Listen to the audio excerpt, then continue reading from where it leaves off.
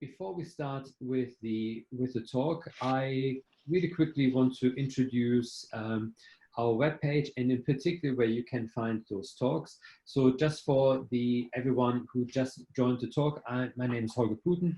I'm the director of London Institute of Photography. And we are going to record those talks. And I just really quickly want to show you where you can find those talks.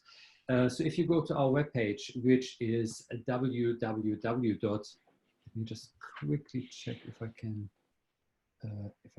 spotlight this one here. So if you go to our webpage, which is www.liop.co.uk, and then you go to events.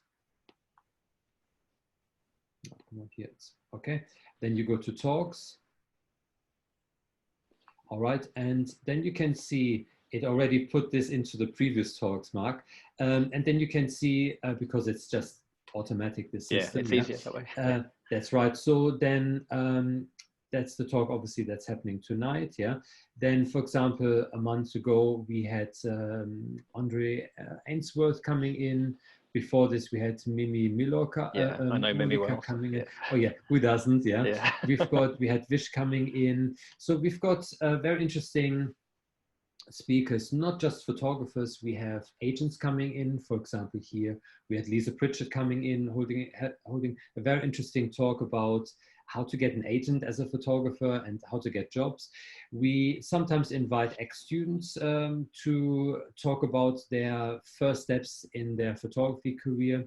We had Karen from Shutterhub coming in. Sometimes a few of our teachers also hold talks. For example, Ben Smith, maybe who a few of you might know. He runs a very famous podcast called A Small Voice. He held an interesting talk with the 50 best tips that all the photographers, those famous photographers that he had interviewed, basically had for the next generation of photographers. So don't want to bore you here much longer. I just really want to show you that there's a really great source for you here, a really great library of different talks. Just go to our webpage in the event section, and then you go to talks, and then you can see those videos right here. And that also means that the talks, the talk that we're going to run tonight with you, Marc, is going to appear there as well. There you go. I'm going to hand this over to you now. Thanks very much. I just noticed someone coming in from Ukraine to the chat as well. So we have an international audience tonight. That's right. Fantastic. Anna. Yeah, fantastic. that's great. Yeah, Anna. If you guys can all give me a little minute just whilst we try and get this working. And Holger will let me know if this is all working. Yeah, that's looking great. So you can all see that, yeah? We're just going to do a very small test. Fantastic. That works pretty well, which is great. So yeah, as Holger said, my name is Marc. Thanks very much for coming tonight, everyone. Strange that I can't see you all. Apologies that everything is still online, but I think it's great. We've got a nice big audience tonight, which is good. I can still see Holger, luckily, on my screen, so I know that I'm not completely alone. Which is good. So yeah, I'm going to talk to you. It's an hour's talk, so it's a short period of time, obviously. I can't tell you absolutely everything about being a photographer because a week's probably not enough for that. But we can fit quite a lot into an hour. So what I want to do is I want to tell you about the projects that I've worked on over the last kind of 10 years, probably, and what I'm doing over the next this year particularly as well, and going into next year. And whilst I'm telling you about those work, we can talk about some other bits and pieces as well. So we can talk about the work I'm doing. We can talk about the photo books that I've had published or am publishing, or I'm going to make this year. I'm making 3 this year, hopefully. That's the plan anyway. And we can try and touch on some funding issues if that's a possible thing to do, or it could be that that's just a question somebody you want to ask me, like how do you get money to make a project, to print a book? And those are questions I can answer quite easily at the end and stuff like that. So what I'd like to do is go through these 3 bodies of work that I'm currently working on at the moment. So we have a Wounded Landscape, which is the work I've been making for the last 5 years. And we'll talk about The Last Stand, which is the work I made at the beginning, so 2010 to 2014. And then my hotel rooms, which is a kind of strange, quirky little project I've been making along the way over the last 4 or 5 years traveling for a Wounded Landscape.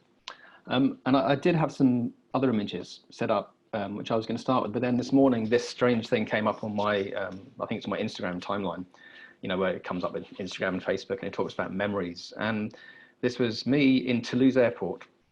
And I think I'd written a lovely interior, everyone calm, someone playing a piano and not afraid to, I don't know what that was after that, I can't remember, afraid to clap maybe or smile or interact with each other. But I remember this really, really clearly. I didn't remember it yesterday, but when it came up today, it reminded me that this was the first trip that I'd made for my 5-year project, A Wounded Landscape, which I'm just starting to finish at the moment. So today I was reminded of the end of that first trip, and I'm also looking at the very first, well, I say the very first, we're actually on to version 6 already of the book dummy design for A Wounded Landscape. And it was nice to think that this work's taken me only 5 years, which is quite a long time for a piece of work. But sometimes, you know, you're there for a long story, and sometimes it takes a long time to make a piece of work with that. And I don't think you have to rush stuff. I think if you're working to commission, and perhaps they need something for the Guardian for tomorrow, then you have to rush it. Well, not rush it, but you have to work quickly. But if you have, you know, the luxury of working on a personal project, you know, that's important, and it's important to you, and it's important to the people whose stories you're telling, you can take time to let that work really, you know, come to its fruition, and sometimes step away with it. So this work, I kind of had this work pretty much finished about 6 months ago, actually. But I decided I wanted to step back from it for a little while, just to let it sit, and then I could kind of look at the final edit and starting to work on the book with fresh eyes. So looking at that picture reminded me that this is where I was 5 years and about 3 days ago, that I was in the south of France at this village called Risault, which is about an hour away from Marseille. And this is an old internment camp that was used during the Second World War. And this was the very beginning of my project, A Wounded Landscape. And this is a project that is now, I couldn't say this 5 years ago, but now I can easily say it, that this work is set around 22 stories. And these are 22 stories of people who either survived the Holocaust or people who were murdered during the Holocaust. If they were survivors, I've spoken to these people directly, or I've spoken to their children or their grandchildren, so second or third generation. And if they were murdered at the time as well, but they had family left, I've spoken to their grandchildren and their children. Again, second or third generation. And so the work ends up becoming like not so much a history, but a geography of the Holocaust based around these 22 stories. Like that.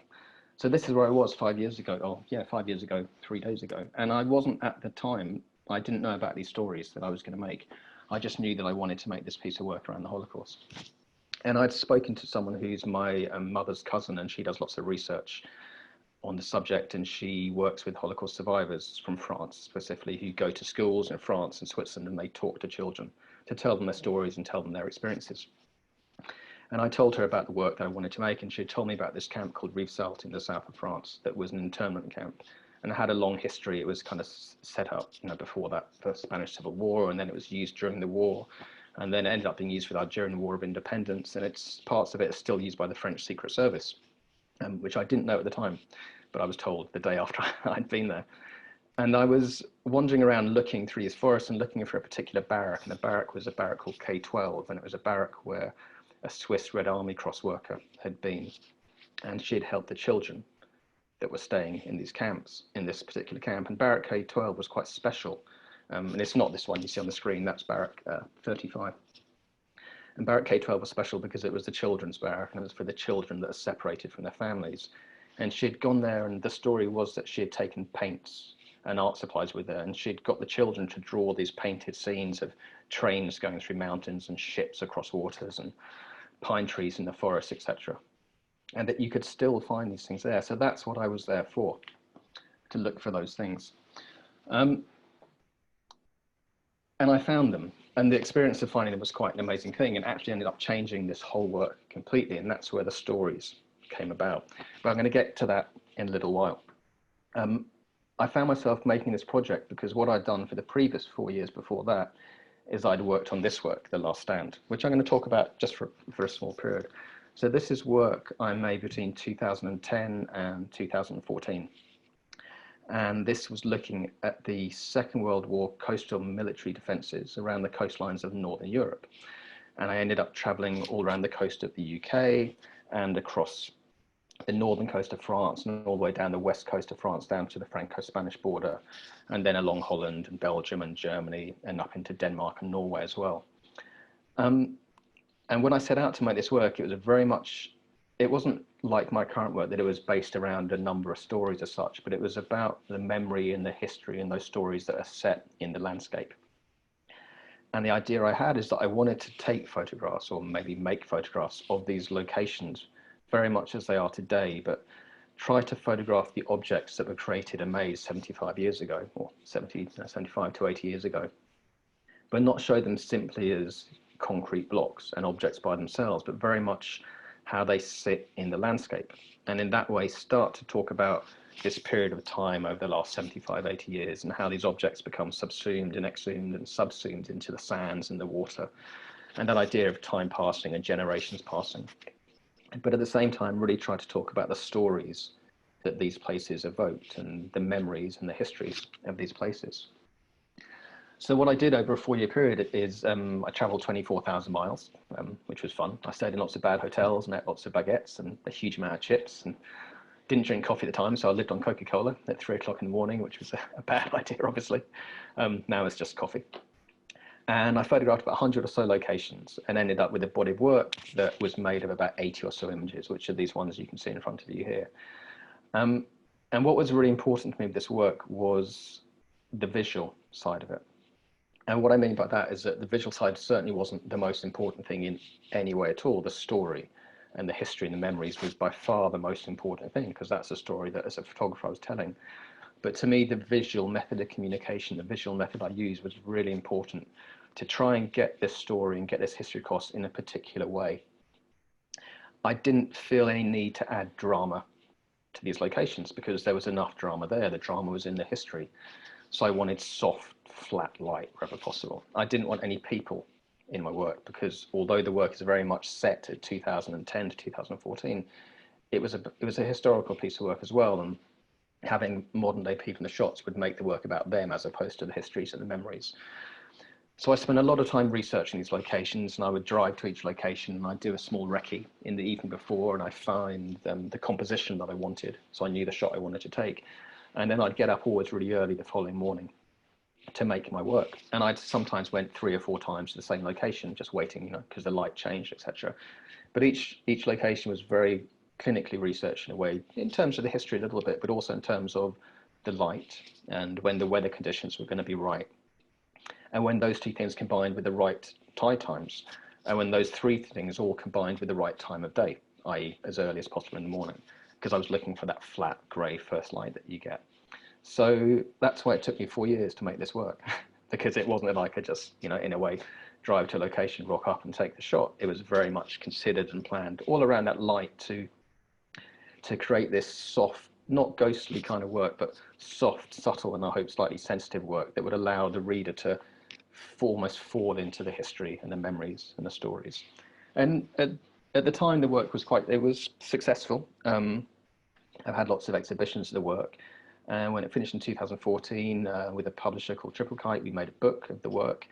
And that book sold out, the first edition sold out in about 2 or 3 months, which was great. And then we made a second edition, which sold out over the last 4 or 5 years. And I'm currently making a third edition myself, which I'll touch on in a little bit. But this is what we did with the work. So I had these images, and then we got someone to do lots of research with the work as well. So in the work and in the book, you have all this research that you can see alongside each location. So I'm a great believer in text with images. I'm not a believer in that the image has to say everything, and if you have to use text, it means the image isn't strong enough. I like the ideas of these kind of multidisciplines coming into it, and I'm using sound in my latest work as well. The reason text for me is important here is that I'm not trying to hide anything. I don't need the viewer to guess what's happening in the image. I want them to know what's happening in the image. I want to give them that key, that trigger, that small piece of research and history so that they can then discover more things for themselves, or they can really understand what's going on the location. So that's what we did with each of these images. We photographed them, and then when I was close to having my final edit, excuse me, I had a researcher who worked on these kind of historical research texts, which added a lot to the book. And I found that what was happening is that people weren't just looking at my book, but they were reading it, which I really liked, because by reading it, it slowed people down. So people really take that time and that care and that consideration to look at the work that I'd created over 4 years. And from the feedback I got, people would tell me that they often wouldn't read the book in one sitting, but they'd read a section of the book. The book was in 3 sections. or they'd read 4 or 5 pages, and sometimes they sit with their son or their daughter or their grandparents, and they'd look at the pictures and look at the research, and then they'd go back to it again the next night. And it's a really nice thing as a photographer, knowing that people are going back to your work again, again, and again. And it's important to me that I can make work that kind of stands the test of time in that way and has that longevity. So it's not, you know, it's not flash in the pan work. It's not immediate editorial work that can only be used in a paper for one day because it's in a story that's happening immediately. It's work that has that long period of time for it. Yeah, Mark, I've got an interesting question for Martin Cassidy. Okay. He asks, what format are you shooting for the last stand, and how long are you spending at each location? Is it lots of recce for one shot, or shoot loads and edit later? So yeah, this was all, I'll try and answer it in order. This was all shot in large format, so large format film. I used about 3 or 4 different cameras whilst I was making the work, mostly because sometimes I'd sell the camera to make a bit of extra money and then do some work and then buy another camera, all used obviously, and never lost any money, which is great. I think the nicest camera I used was an Ebony at one point, which I borrowed from my friend. And I spent the night in the hotel room with the Ebony in pieces on a towel, trying to dry after being battered by like sea salt and sand and water and stuff like that. So hopefully, Stephen, you're not watching this because I've never told you about that. But so I'll find out later on. But yeah, so that's what the work was made. But no, it was, so I photographed 110 locations and I used 400 sheets of film for those 110 locations over a 4-year period. That's all I shot, was 400 frames. So it was very, very precise in the way I worked. I would go to a location, and once I'd done all my planning, etc., for the light and stuff, I would go to a location the day before, and just using my phone, I'd do my recce, and I'd find the exact image that I wanted to create in terms of where I wanted to stand and the composition. I couldn't see the lighting at that time, but you knew what the lighting would be like the next day because it was going to be flat. But I'd have my composition in my head, and I would literally take a picture of that composition with my phone, so I knew where I wanted to stand. And then I'd get up at kind of stupid o'clock the next morning and go and stand there with my tripod and set my tripod up and my camera on the tripod and my hood over the head, normally still in the dark, and wait for that first bit of light, you know, or a little bit more light if it was kind of misty like this. And then as soon as the light was right, I'd press the shutter. And to be honest, I took, you know, generally 1 or 2 pictures at the most of each composition. And at some locations, I took 1 composition, 2 sheets of film, and that was it, because there's no need to take more because we use a light meter, and you know your light meter is right, so you take 1 and sometimes you take 2 in case you have a problem processing, but that was it. There'd be some locations where maybe there were 2 or 3 different objects, and so I'd take 2 or 3 different photographs and use maybe 4 or 5 sheets at that location. But it was a very, very small amount, so I really kind of considered where working, which is how I like to work, and I think it suited the subject matter in that way. Hopefully that answers all the questions there. So yeah, so we're kind of, you know, we're going through this work, and it was a great, the journey was great. This is up in Newbury in Aberdeen in Scotland, quite close to Donald Trump's golf course. And the lovely thing for me looking back on it is I have a memory, a kind of normally quite strange or amusing memory with each photograph I took. This one, for instance, I remember having to break out of a hotel room window in the bar at about 3 o'clock in the morning because they'd locked the front door, even when I asked them not to lock the front door, and I had to climb out through the bars, through the window to get into my car, to drive, to get to this location, stuff like that. So they bring back some nice memories for me, but they're obviously kind of deeper than that. But I'll go through these fairly quickly so that we don't, so we can talk about other work as well.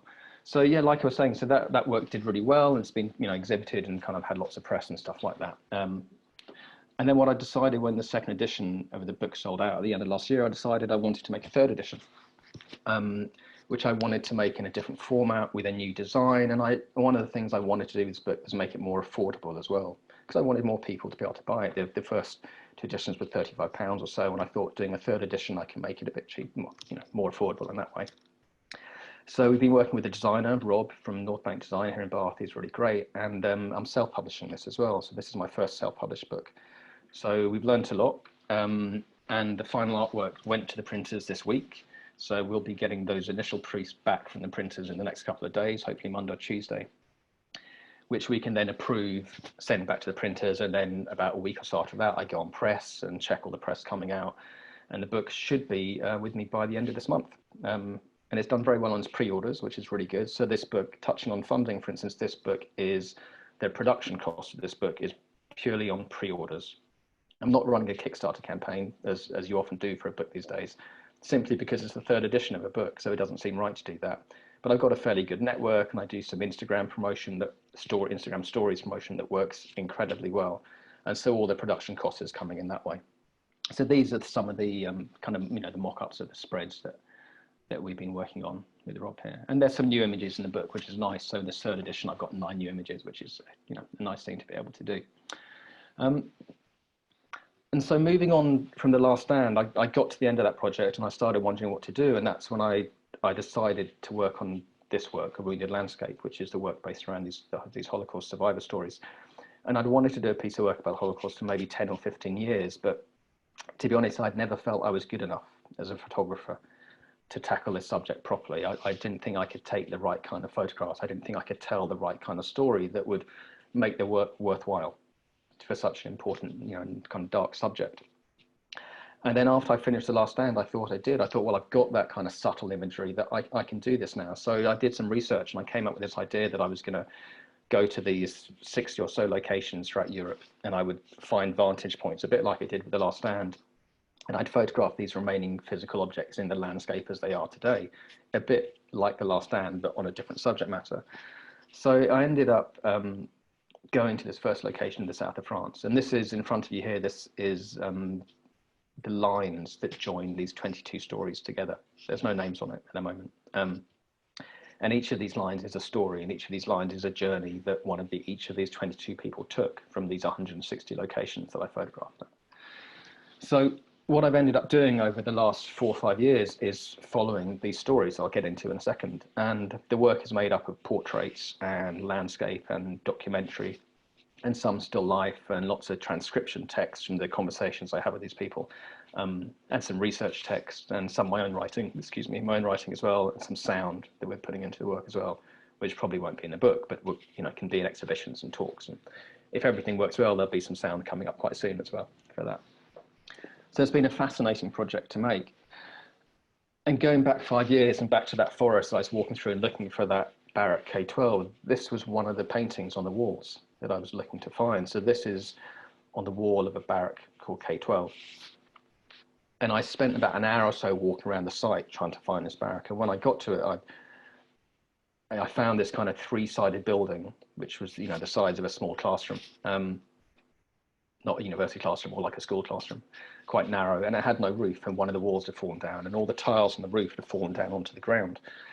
But there was this snaking path that went through these tiles on the floor as if someone knew that people were going there. I later found out that it was the French Secret Service that had made this path because they knew that people went to look for these objects. I didn't know that at the time.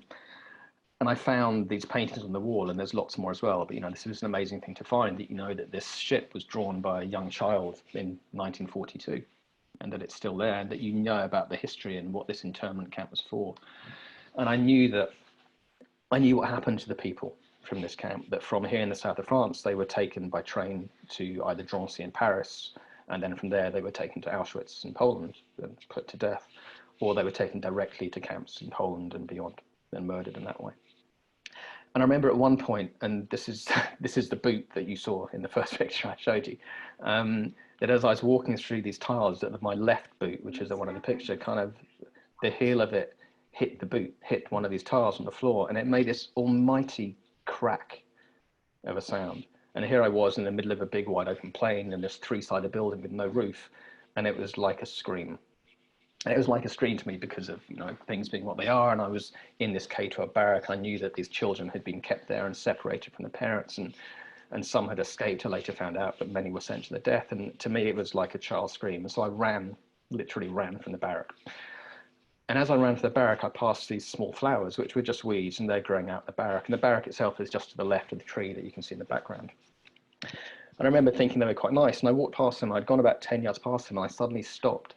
And this kind of bizarre thing happened to me, that I suddenly felt as though each of these small flowers were the children who I just seen in the barrack. So I went back and I photographed one of them, the one on the left, I think, perhaps.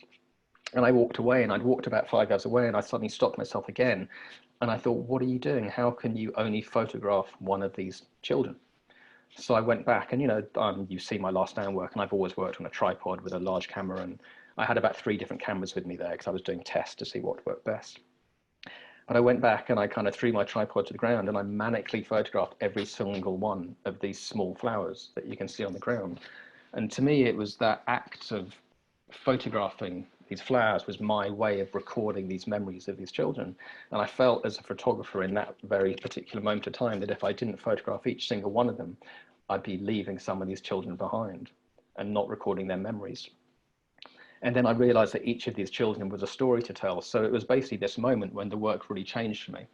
And I realized that what I needed to do at that point was not just take these kind of cold photographs from a distance of these objects, because I'd looked at some of the work I'd made on the first night from this hill I'd walked up and it had left me cold. And I was in my little B&B and I was thinking, this is no good, what can I do? And then when I walked into the site and I discovered, you know, these things happen and I found those paintings and my foot hit the tile and I found these photographs and I found these flowers, excuse me, and I found these stories, it struck me that this is what I need to do with this piece of work. I can't make a cold, objective, almost voyeuristic piece of work, but I need to tell these stories. And so that's what I've done over the last 4 or 5 years is I've found these 22 stories, which was a lovely thing. And I never wanted to look for particular stories. I never wanted to try and find a story that was set at a particular location, but I wanted them to come to me. And in some ways, it's not the right word to use here, but in some ways, I'm quite lucky that one of the first story I used was my own family story. And this is the family of my great-grandfather and his children and grandchildren, etc. So we started there. And then from there, this was a story that was told to me by my mother. And then a friend of my mother's, my mother introduced me to a friend of hers who was given up as a child in Paris when she was a 1-year-old. And her father gave her up as a 1-year-old, but to save her life, because she would have been arrested with him the next morning. And he had said that he can save himself and he can try and hide and look after himself, but how can he look after a 1-year-old child? And then the third was a friend of hers. And each of these 22 stories were kind of not delivered to me as such, but they came to me, which was really lovely. So like I said, I never went looking for a story because I'm really of the thing that no one story is more important than any other story. And so what's the kind of overriding thing for me with making this work and telling these stories is to really, you know, to remind or reinforce, and it's the same thing, but sometimes completely different, and both things need doing, that even though you sometimes hear about numbers and you hear about this happened to 1,000 people or 10,000 or 3 million or 6 million, you know, in these kind of genocidal acts that happen throughout our history, that it's not about numbers, and that we have to remember these are about particular individual people. And that each person, Holger, each person is just like you and me, you know, and each person is just like the audience that are watching this tonight, and they have children and grandchildren or parents and grandmothers and sisters and aunts and uncles. And so that's what I wanted to do. I wanted to tell these 22 small stories, you know, that were, some were small and some were large, but that was what I kind of set out to do 4 or 5 years ago. So what I've done over this time is photograph 160 locations throughout Europe, kind of Western Europe, Eastern Europe, some of the former Soviet republics as well, following the locations of these stories of these 22 people, and also photographing locations connected to those locations as well. And obviously, I'm sure you can all read what's written underneath this photograph here. And a lot of the stuff I know about when I visit a location is horrific, because I've been told the story of what happened to an individual there by that individual or their children or grandchildren. Or sometimes I've gone to a location and I've found things out for myself whilst I'm there. So finding here, which is the area outside of a camp in Alsace, which was the only actual concentration camp on French soil, that this was a vegetable garden for the guards, and it was fertilized by the ashes of the incinerated prisoners. And these are the kind of things that I've come across. So these are some of the people and some of the stories that I've told in this work. So this, for instance, is Anna and Arthur. And Arthur lives in New York now, and Anna lives in San Francisco, and they were brother and sister, excuse me. So at the time, the beginning of their story, Anna was, she was 8 or so, and Arthur was about 12 or 13. And they came from Krakow in Poland, and they ended up escaping Krakow and moved to Lviv. And then when the Germans took over in Lviv and things happened there, they moved to the ghetto in Lviv. And each one has this amazing story to it. And what I've done is I've followed their stories. Some locations, there's something quite obvious to photograph, and other times you arrive at a location and there doesn't seem to be anything to photograph, but something always appears, which is amazing. It's often birds as well. Birds often appear over these locations. So this photograph, for instance, is taken from inside the courtyard of the ghetto building that Anna and Arthur used to live in. And they tell me all these stories, and they told me stories about, Anna had told me the story about how she escaped with Arthur as well. They escaped from that ghetto building that's kind of around here as well. And then, you know, I haven't got all the photographs here, obviously. And their mother told her the German guard came in, and they were obviously really scared that this German guard had come in. And their mother said, "It's okay. You need to just get into these sacks." And they were put into cloth sacks. And then these cloth sacks with these wriggling children that were told to be still were put onto the back of a truck, and they were driven out of the ghetto. And that's how they escaped from this place, from this ghetto. And the amazing thing there, and I'm not teasing you, but I don't have this photograph on the slideshow here, is the amazing thing here is that when I went to this place, within this courtyard, in the building where they used to live in the ghetto, that in the corner were these 2 cloth sacks filled with rubbish and whatever. But it's amazing that this is a story being told 2 or 3 years earlier, and then I went to find it. They're very specifically the story of these 2 children, and there were these 2 cloth sacks that were there. I've got another question from Martin. Yeah. He asks, to me, the weather seems to play a big part of these images. Do you actively avoid sunny days to tell these stories?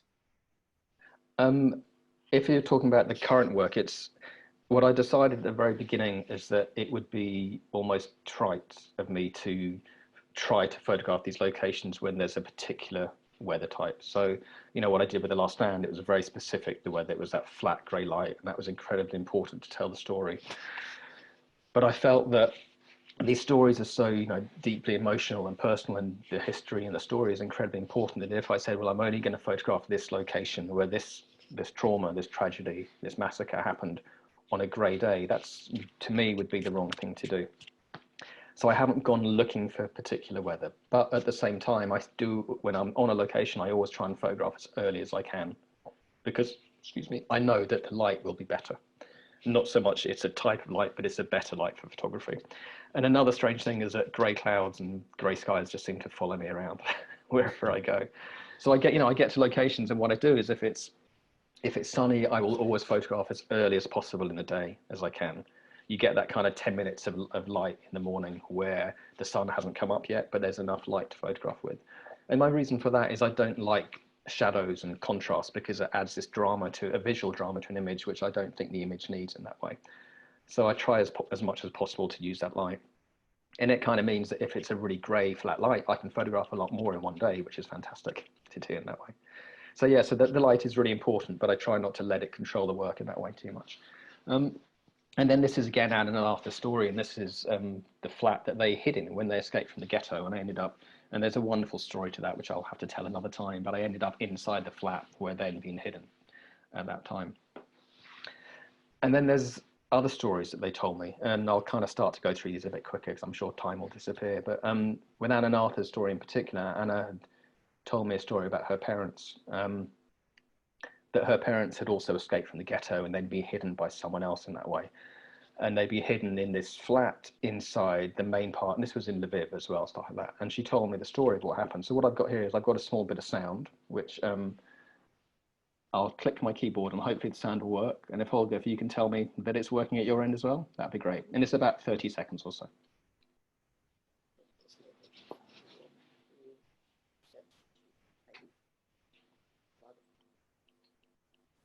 So she hid them. They built a false wall.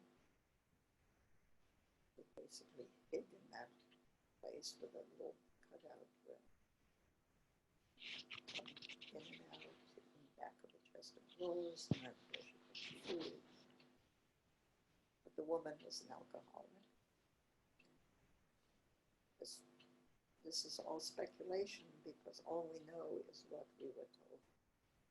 So I was told by the lady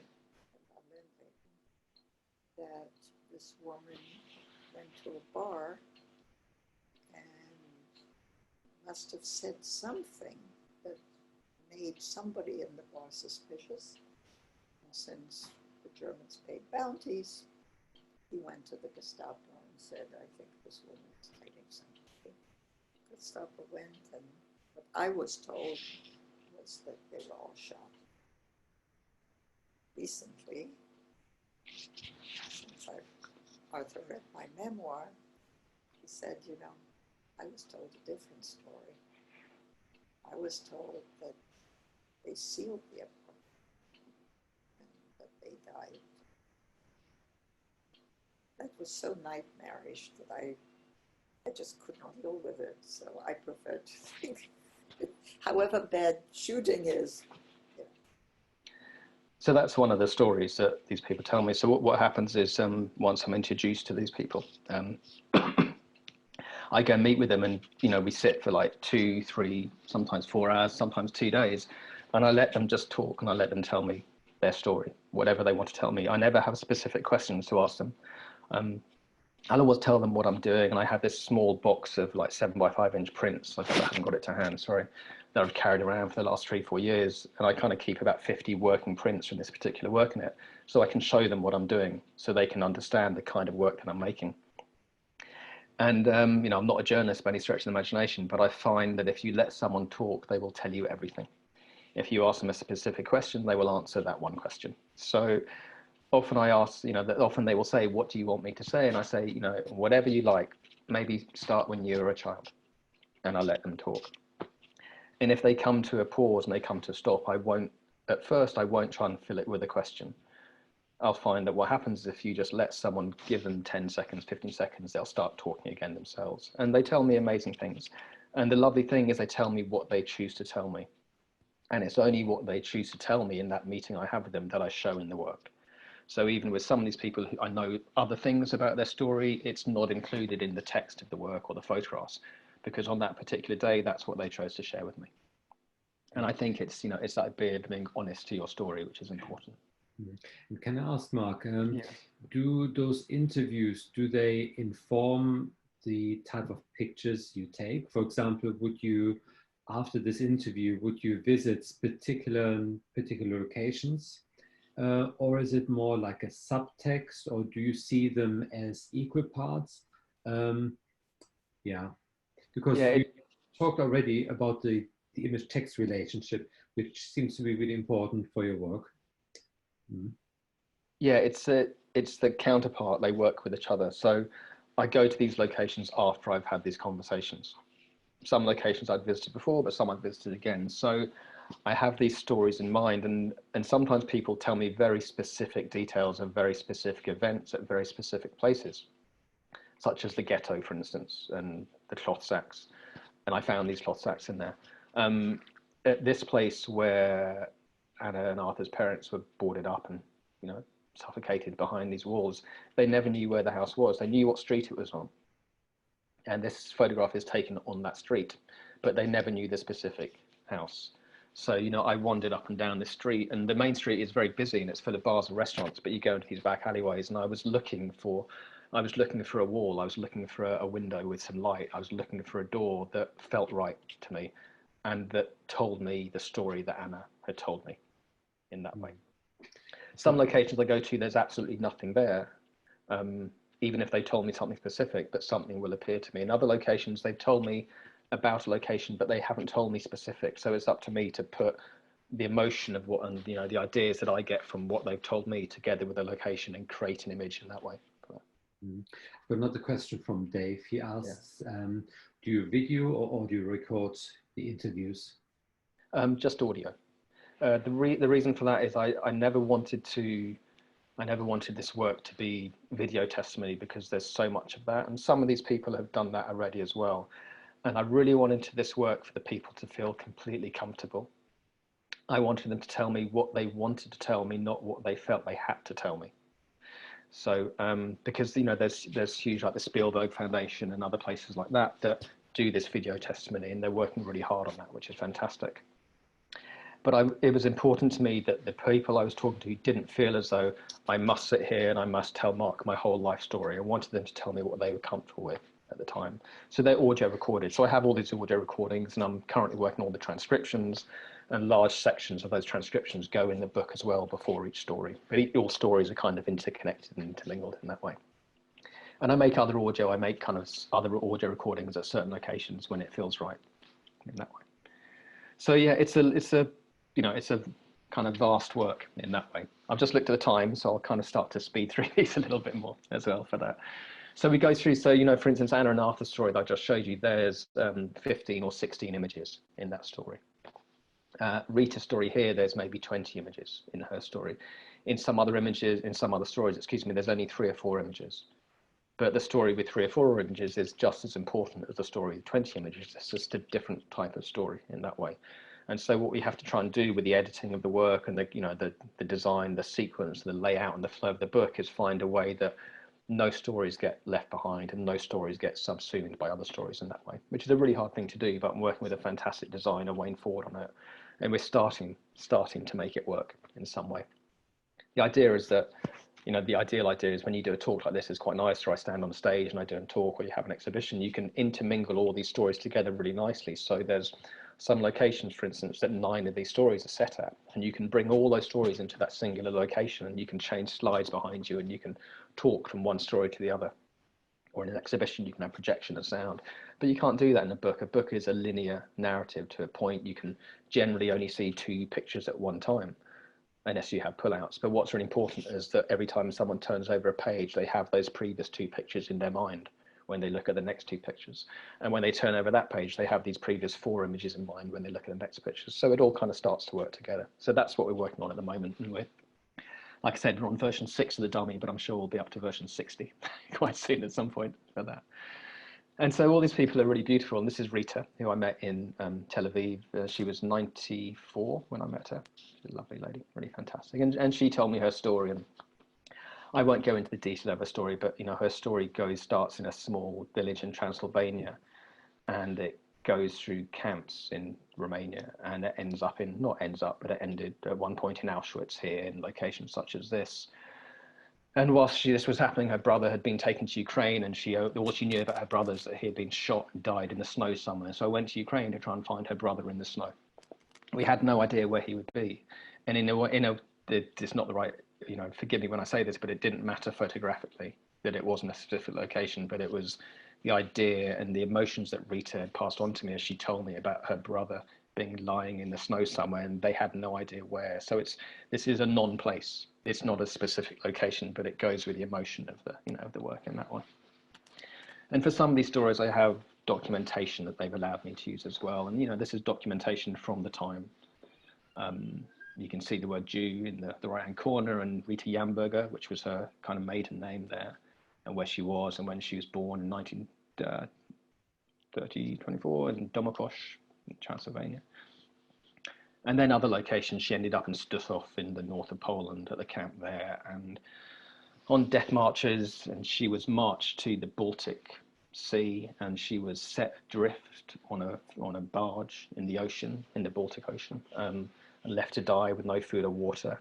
And her fellow people on the ship, and her fellow prisoners, they made that decision, she told me. They made that decision. They said, well, we can die at sea or we can die in the water. So they jumped off the ship and they swam back to the shore. And some of them didn't make it back to the shore, and some of them did, including Rita. And she said when they arrived on the shore, they saw some people there, but then the people had machine guns and they started shooting them. And so lots of her friends died. But she managed to survive with 2 or 3 people. And then they lived on scraps they found in dustbins and stuff like that, and they tried to make their way towards Lübeck. And then I remember her telling me really clearly that one morning they got up and they walked around the corner and they heard the sound of tanks coming down the road. And she said at that point, collectively, the 2 or 3 that were left, they gave up and they lay down on the road. And they decided that after 3 or 4 years of this, they just couldn't go on any longer.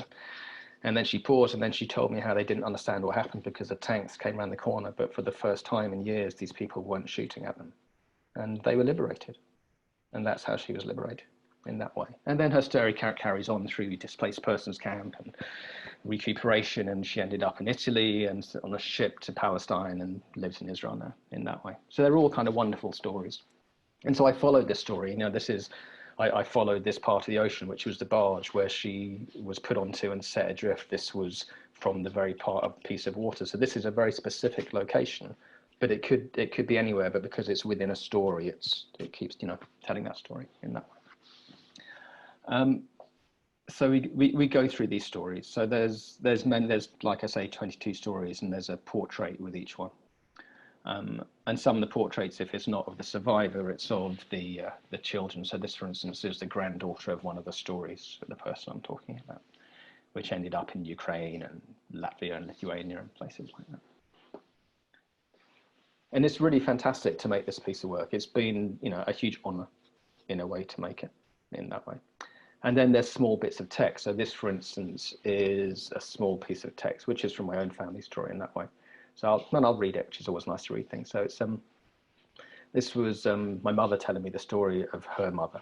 So I was a child at the time, but I remember my mother, so my grandmother, excuse me, my great-grandmother, holding a letter she had just received from her sister who lived in Paris. My mother was crying. "My darling Annie," the letter said, "I have heartbreaking news to give you today. Our beloved mother died yesterday. Ever since our dear father was arrested, our mother..."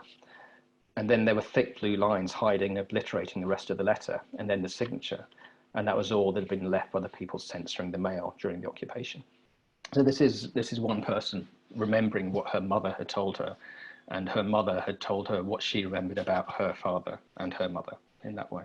So I followed this story. So I ended up in a small village in Romania looking for a cemetery and looking for graves to do with kind of my family in that way. And I remember driving for hours and hours to find this place and getting chased out the cemetery by wild dogs and then trying to go back there later on that night and getting chased out a second time. And then someone who lived on the road kind of came out and looked after me, and she told me to come back the next morning. And she didn't speak any English, but she spoke a tiny bit of French, and I speak a little bit of French. And we used a combination of her few words of French and Google Translate, which was great. And so I went back the next morning and she cleared the graves with me, and she cleared the cemetery with me, which was amazing.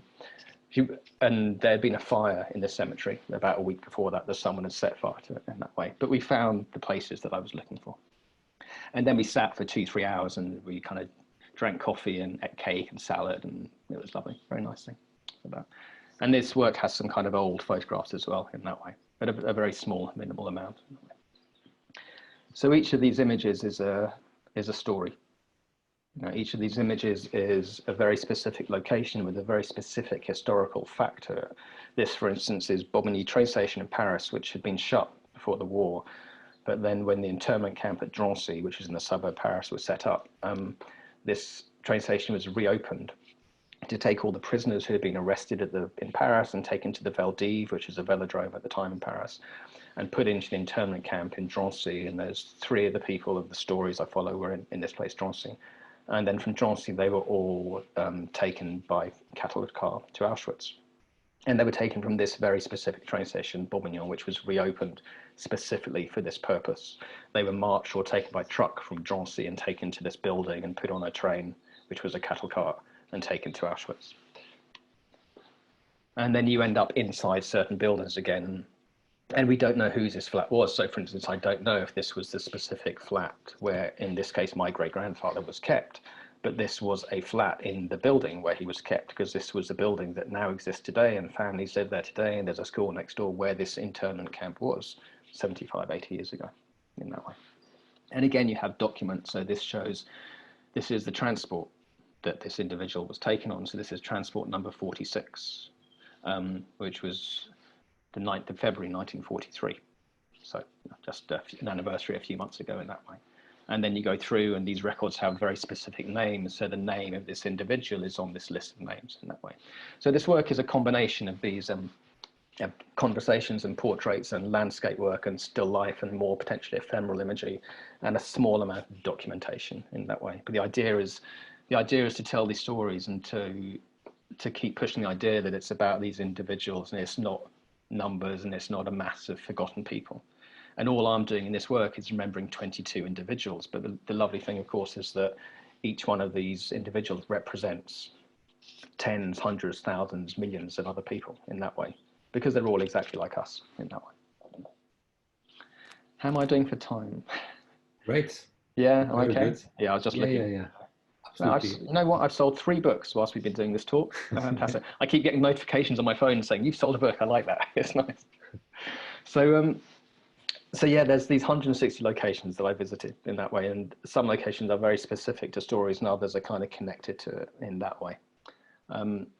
This is a location in Poland, which is one of the first locations I went to, Chełmno, which was next to one of the first kind of death camp that you found. And this area that's marked out by these stones, this was the area that was the mass graves. And what had happened here is that the people had been murdered in a truck outside this kind of castle, as it was called, in the local town. And they'd been gassed in this truck, and they'd be taken to this forest camp at Helno, and they'd been buried in these mass graves. And then when the Nazis were leaving this area, they wanted to hide the evidence of what they'd done. So they got some of the remaining prisoners to dig up these bodies, and they built special machines, and they used these machines to crush the bones of these cremated, burnt bodies and turn them into ash. And then they filled these cloth sacks, again, cloth sacks like Anna and Arthur, they filled them with ashes, and they took them to a river, and they dumped them in the local river, which I've kind of photographed as well. But then what happened is that the soil around here is very, very sandy, and they built a memorial here, which is it's a kind of quiet and dignified place. But what was happening is that these bone fragments were pouring out of the sand, because there was obviously bone fragments left on the ground. So they covered all these mass graves with these small stones to stop that happening. But I remember walking around, and as I was walking around in between the path, I kept seeing these small white dots appear to me. And at first I thought they were stone chippings through the pathway. And this was quite early on in the work, I think about 3 months into the work. And I looked closer, and then what I realized, of course, that this wasn't chippings from the stone, but each one of these small white fragments was a bone fragment. And each one of these fragments that I was looking at, and there are thousands and thousands of them there, each one of these fragments is a person, you know, with a name and a story and a family, etc., etc. And I remember this very specifically. I was looking, and this was shooting with a Hasselblad at this time, and I was using a viewfinder. And I remember looking through, and I could hardly see what I was looking at because I was crying, which is, you know, an obvious reaction to when you're confronted with something like this. But there wasn't, as a photographer, there wasn't, and even as a human, there wasn't a second that I stopped myself from taking this photograph, because I realized how important it was to tell these stories. You know, I know that, for instance, tonight there's people that don't know about this particular place and this thing. So we've told some people this story, which is a good thing, to share these stories. And what I hope with this work happens is that when people look, you know, they read the book or they go to exhibitions or listen to talks, is some of this seeps into them, and then they'll have a conversation with someone else, and we kind of spread these stories and stuff like that. And again, you know, like each of these individuals is reflective of millions others, this story is, whilst, you know, on a greater scale or a different scale to other events similar to this throughout mankind, it's reflective of those other events that, you know, have happened again over the last 75 years and happen today in various parts of the world, and will happen again, unfortunately, in that way. And so this is the river where the ashes in the cloth sacks were poured into, in that area there. This is a forest in Latvia, near Riga, where about 30,000 people were murdered in that way. I remember making this work. It was, and this is why I took the photograph like this. It was ridiculously windy and rainy, and I remember running through. I got really quite scared in this particular forest. It's a forest where there's about 45 mass graves, and I'm not quite sure what it was about the particular day. And I'd been working on the project for about 3 years or so. But I got very scared in this forest, and I think I got scared mostly because there were branches falling on my head. And I was trying to avoid that happening. And I remember I was running to take work. And this, I had a digital camera with me on this shoot. And I remember running, and I remember kind of running up and down and seeing these trees as if they were suddenly moving in front of my eyes. And I stopped, and I wanted to find a way to make a photograph that gave the sense that I had. So this wasn't me trying to represent what was happening 75 years ago. This was me trying to represent my emotions and my feelings of being inside this place, which I try to reflect in that way. Mark, can I ask a question? Yeah, of course. You, as an artist and as a human being, do you feel, and I'm not talking about I'm not talking about this on an esoteric level, but do you feel that the particular events sometimes almost leave an imprint in a certain location? I don't know if you're familiar with the work of Tomoko Yoneda. No. So, yeah, she photographs, for example, locations which were where historically relevant events happened. Let's say, like, for example, I remember seeing a picture of a path that leads into, you can't really see exactly where it is, and it's where it's where Japanese families, entire families, jumped off a cliff to commit suicide after the Japanese surrendered. Or, for example, there was a certain location where maybe a peace treaty was signed, etc. And obviously, I don't know, like it's you. If you look at those pictures, you can at least you imagine that you can almost like sense that those events have left a certain spiritual imprint in the location. And I think what is very interesting about your way you visualize and present this is you use text and some images, and you've got the portraits, and some images are very subjective. They have a shallow depth of field, and you get very, very close. And some other images look very abstract. Let's say like the image, for example, I remember of the vegetable garden. Yes, so where if you would just look at it, you don't really quite know what it is. Do you feel that sometimes when you explore a certain location that you almost kind of feel that it almost kind of runs down your spine? You almost feel, the imprint that those events have actually left on those locations? Hugely, yeah. I think it's kind of pushed a bit more because a lot of these locations I have a particular story from a very specific individual that I've sat like this and spoken to in person. But then there's the other locations where I don't have these specific knowledge of specific events, but there hasn't been anywhere yet where I haven't been able to photograph something. At the same time, there's been a lot of locations I've been to where there's been nothing for me to photograph. On the face of it, there is nothing to photograph, but something has always appeared. And the thing that always appears is completely connected to the small bit of knowledge that I bring to that location, whether it's the knowledge of an individual story or it's a historical knowledge. So I know that something has happened at this place. And then even if there is visually nothing there as a marker, you know things have happened here. So you have to wait for something, wait for an event to happen.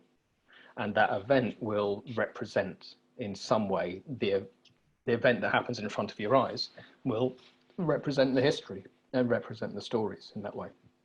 As an example, next picture, that was handy. That wasn't timed at all. So this was the woman whose portrait I showed you before, who was the granddaughter. This was a story based in Rivne, which is in Ukraine. And this was a story of her grandmother. And there was a particular square, which is kind of in the center of the town, where all the Jews and some communists, etc., the town were marched into this central square, and they were packed into that square. And this was on, I'm just reading it so I get the date right, on November the 7th, 1941. And from that square, they were then marched 4 kilometers up the road to a particular forest where they were all shot and massacred. And I remember going to the square and I wanted to make work there, and all the research photographs I'd seen had been showing quite old 1950s, 1960s buildings, which from a visual point looked quite good and quite run down. I thought that could work quite well. And I got there and there was none of that whatsoever. There were some government buildings, there were some very high walls, and there were some residential buildings around it. And I was walking around here just before it got light, and I had my fixer with me at the point. And I walked around here for about an hour or so in the snow, and I really thought there's nothing here to photograph. Is something going to speak to me? And then all of a sudden I looked up and I saw a bird appear, and then 2, and then 3, and then 4, and all these birds suddenly appeared. And for a minute, all these birds that you can see here in front of me flew randomly around this square, in and out of these trees, landing in the trees, flying out the trees, making this amazing noise, which I've got recorded somewhere. I've never checked that recording actually, but it's somewhere. And so I took these photographs, and then I remember I spoke to someone who's working on the corner, I think, and I asked them if they see that a lot, and they'd never seen it before. So these things happen, and I'm sure these birds had been there before. They didn't just appear for me, but events happen. I think it's very much the idea of, I'm not kind of a person that believes in fate, particularly stuff like that, but I think if you open yourself up to the possibilities of stories unfolding in front of your eyes, they'll do it. Because they're always there and they're always happening there, but sometimes your eyes aren't open, so you don't notice them. But I think if you go to a location with a little bit of knowledge in your head, something will happen that as a visual artist is a connection to the story. So someone would walk along and see these birds and think nothing of it at all. But, you know, to me, I was there to photograph the idea of these 23,500 people being taken into this square and then marched 4 kilometers up the road to be murdered. So these birds to me are these 23,500 people. So things happen. I don't think they happen by any strange force of nature. Maybe they do, but I don't believe that. I just think it's the idea of opening yourself up to these possibilities in that way. Does that answer the question okay? Great. And that was nice timing as well. Did you know this was coming next? No, not really. Perfect. We haven't planned it. It's great. So we go through. So this, for instance, this was a, I kind of put this picture in the end because I was talking to another photographer today, Tessa Bunny, who does some amazing work with flowers and greenhouses and gardens, stuff like that. And this is in Poland, and this is a sub-camp of Auschwitz, and this is a greenhouse, which is a working greenhouse today, and it was a camp during the war, one of like hundreds of sub-camps of the main camp, Auschwitz-Birkenau, that most people have heard of. And it was a greenhouse at the time as well, and the prisoners and the slaves were used as labor in these areas here, stuff like that. And this is taken from the book. So I'm kind of showing a couple of images of the dummy from the book. And I checked with the designer, he's happy for me to show you guys because this is all just dummy stuff. But it's really nice seeing the work coming about. And it's, you know, I've spent 4.5, 5 years working on this project. Over the last 6 months, I've kind of edited down from my 4,000 images to 2,000 images to 1,012 images, and I finally got it down to just over 500 images. So this body of work is now a 500 image body of work, and that's the main archive, the main body of work that I can then edit from to have exhibitions, and I can edit from, for instance, for this to give talks, and I can edit from to make the book as well. But the book's going to contain most of these images because there's nothing I can leave out, and not because it's from a visual point of view, but from a respect to the story in that way point of view, and it works, you know. So this is a kind of a spread from the book and another spread here, and then this is a visual example from me of one of the journeys that one of the stories a guy called Eugene took from a town in Ukraine, Mukachevo in Ukraine, and his escape and deportation from that town. So I went on a train journey to photograph his train journey 76 years ago. Not because I thought the train was the same train, but it would give me that feeling of traveling in that direction on that journey. And this is the work, you know, that I made from it in that way. So that's all I'll talk about that work, I think, for now. And I'll just very quickly, because people seem to like it, and it's a completely different thing, but whilst over the 4 or 5 years that I've been making a wounded landscape, I also started taking photographs of the hotel rooms that I stayed in. I remember the first one I took was in that place in France. And I did it as a way to kind of show people where I was without showing them where I was, and to let them know where I was without showing them where I was, and a way to kind of keep in, you know, social contact with people whilst I was off making this work. You know, people may be wondering what it's like to make a piece of work like this, and it's hard, you know, really, really hard. But you always remember why you're doing it, and it's, you know, I'm incredibly lucky that I'm free to make this piece of work, so it's okay. But it's a completely different thing, and what I've done over the last 5 years, and it's totally unconnected to wounded landscape and the work that's gone before it. But I've photographed, I think, 112 or 120 hotel rooms that I've stayed in. And, you know, these are kind of Western, Eastern European and former Soviet states and stuff like that. So they have a very specific charm. And I took most of the pictures just with my phone, but people seem to love them. You know, for whatever reason, they take a real liking to them. So this is now becoming a third book that I'm working on this year. So the third edition of The Last Stand is kind of in production now with the printer, which is fantastic. The Wounded Landscape is in dummy design. Once we've designed the dummy, then we'll start looking at potential publishers to take it to, and depending on the conversations we have with the publishers and whether they want to work with the book, it's either something that we'll give to a publisher to work with them, or I may self-publish as well, if I think that's what the work needs, because that's the most important thing.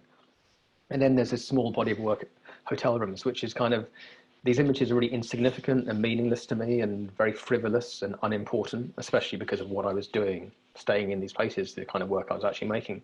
But people seem to really like them. So we're going to make a small book of these as well. And I'm working on the concept at the moment for that. And there's some crazy places. I remember having a salad in this place, and my salad came in a cocktail glass, and it was a piece of lettuce with some mayonnaise and 3 segments of orange. Who knew that was a salad? But apparently in this particular town in Romania, that is a salad. But they're great. You know, the memories of these places are great. So we're working on the concept at the moment of that kind of book and how we can do it. And Martin asks, which was your favorite hotel room and why? I don't have a picture of it here, but it was a hotel room in Lviv in Ukraine, because it was amazing. It had, you can see the work on my website. It just had the most amazing painting on the wall of this. It was a bit like a French Renaissance painting with 4 people in a room and gold sheets and stuff like that. And it was incredible. And this was after I'd, you know, been working really hard in Ukraine, and I had no idea that this is the kind of room that I was going to be walking into. But yeah, that's the one that comes to mind anyway. But then there's one in Western Romania that was a really small room, but it had a sauna in the corner. That was quite nice. But it was the middle of summer, so I really didn't want to use the sauna. And then there was that one that I showed you with like the gold sheets, which was quite exciting, but obviously, you know, it wasn't that exciting. So there's a big kind of combination of rooms. And then the very small room in a hotel, which was above a train station in the Czech Republic. And I remember walking in, and the woman just looked at me and she nodded her head, and I put my bag down and she put a beer on the bar. And she had about 3 words of English, one of which was drink, which was lovely, drink. And I sat and drink, and then she kind of pointed upstairs and she showed me to my room. And then I went downstairs to have dinner, and I had I didn't speak any of the language, unfortunately, and I didn't know what was to eat. And she gave me this incredible book, which was a book from the 1970s, I think, a very small pocket book. And she just kept turning over and pointing at certain pictures in the book. And those were the 6 or 7 dishes that they had. And so I pointed at one, and that's what I got to eat. And I still don't know what it was, but it was delicious. So yeah, they're all my favorites because they're really funny. And yeah, the nice thing is that it was, I look at those pictures and it gives me a weird kind of release, I should say, from the other work that I do as well, because you need to find a space. So, you know, whilst you respect and trust a story, you need to sometimes find a space to disappear from it and get away from it. So you can come back to it with a bit of kind of freshness and some new energy to make into something that hopefully will, you know, kind of leave its mark in that way. Yeah. Julia asks if you get lonely. I assume she probably means getting lonely during the project. Yeah, it's I don't get lonely as I'm actually making the work when I'm on a shoot. So for a wounded landscape, for instance, you know, I'd go off for like sort of 2 weeks at a time and stuff like that. Obviously there's things, you know, you have family that you miss, you know, a 7-year-old son that I miss and stuff like that. But what I find is that I would fall into the work completely, and I would immerse myself in the subject for those 7, 8, 9, 10, sometimes 2 weeks that I was away. And I had to do that so that I would make the best work that I could. So I never really got lonely when I was on location, because I was being potentially quite selfish in that way, because I was giving myself over to the project. And what I find is that when I come back, you know, I'd get off the plane and I'd get back home, and then it was my turn to take my son to school or to put my son to bed or stuff like that. So you didn't have time to kind of wallow in things. But then, you know, what I would find would happen is that normally 2 or 3 days after each location trip is I'd be driving somewhere in my car. And it could be driving off to do a commercial interior shoot for a magazine or something like that, you know, something completely unrelated and different. And what would happen is that a song would come on the radio. And it was always a completely unrelated song, but it would have something about it that would set me off. And often I would, you know, I'm quite happy admitting this, there's nothing bad about it. I would have to pull over and stop, and I'd cry. And I'd have, you know, a mini emotional outpouring of everything I'd seen over the last kind of 7 or 14 days. And then I'd stop and I'd drive to my job, and I'd spend 4 hours taking photographs of a bedroom. Not the ones you've just seen, but other ones. So it never got lonely on location as such, because I love taking photographs and I enjoy traveling. And you know, everywhere you go, you're talking to people. I wouldn't necessarily tell people what I was doing all the time, because language is difficult and you never know the conversations and the reactions. But, you know, I would always talk to people, and wherever I'd stay, I'd have small conversations and things like that. I had huge amounts of coffee and pizzas and baguettes and stuff like that, but I never saw anything touristy. So I've traveled around most of Europe, but I've missed most of it as well at the same time. I've got another question from Martin. He asks, first of all, he says that he very much liked the talk. And he's got a final question. What are these 2 photographs behind you? I think the one on the wall behind you. Okay, the one on the left, my left, the further one, that's a Tom Wood, which I saw Tom Wood do a talk, and he was selling some of his books, and he was giving a print away with his book, which is fantastic. And the other one, oh my God, I can't remember her name. She's a photographer I went to one of the photo forum talks at, and I won a raffle, and that was my prize. I can't remember. I'm so sorry. On the wall opposite that you can't see, I've got a Tish Murtha and a Jim Mortram, and then a few others here and there and stuff like that. But yeah, I'm embarrassed. I'll try, if I'll go and I'll find out the name, because it's probably on the back of it, and I'll put it on the website or something. Yeah, I've got another question here from Mauro. He asks, have you ever been rejected in an interview? If yes, how did you deal with the story, the picture, the location you wish to tell about? Rejected for the interview? Do you mean I they assume wouldn't tell me something? I don't know, Mauro, maybe you can clarify this, but I assume for the Auschwitz survivors. Yeah. Yeah, that's right. So I assume if someone rejected the interview, if they didn't want to share their stories with you. What happened is that because I never went looking for people, everyone I found is someone that came to me or was given to me in that way.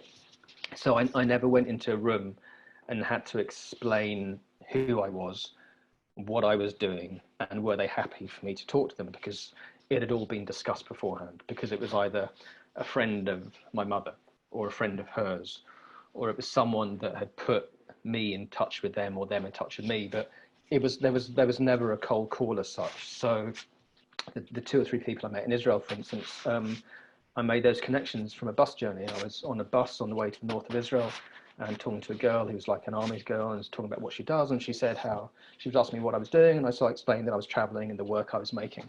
I was taking some photographs of locations for some other stories.